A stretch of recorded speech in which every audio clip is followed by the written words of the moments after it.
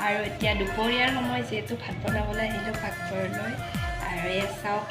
ভাতকেৰেলা আলু আৰু স্কচ এয়া কাটি লৈছোঁ এয়া ভাজিম আৰু এবিধ বিশেষ বস্তু আছে মোৰ লগত চাব এইটো চাওক কলডিল কলফুল বুলি কোৱা হয় আৰু এইটো পাৰি আনিলোঁ কলগছৰ পৰা আৰু বাকলিটো বেয়া হৈছিল ওপৰৰ বাহিৰতে গুচাই আনিলোঁ আৰু এতিয়া এইটো কাটিম আৰু এয়া কল ফুলৰ এইকেইটা দেখিছেনে ঠাৰিবিলাক এই ঠাৰিবিলাক বেচনেৰে এইটো ভাজি খাব পাৰি আৰু ইয়াৰ ভিতৰত এডাল দীঘল ঠাৰি আছে এইডাল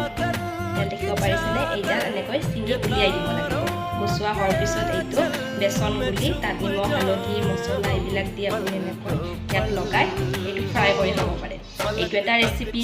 আৰু আপুনি কলডিলটো এনেকৈ ইয়াৰ বাকলি আৰু কেইটামান গুচাব লাগিব গুচাই এইটো সৰু সৰুকৈ কাটি এইটো খাব পাৰি আৰু আজি দুপৰীয়া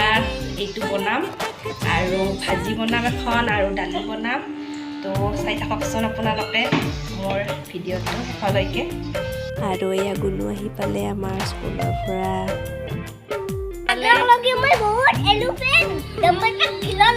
চব লৈছ মাহঁতৰ ঘৰত আৰু সেইকাৰণে বাকো ফোন কৰি মাতি দিলোঁ তাইও আহি গ'ল গুণুক স্কুলৰ পৰাই লৈ বাহিৰে বাহিৰে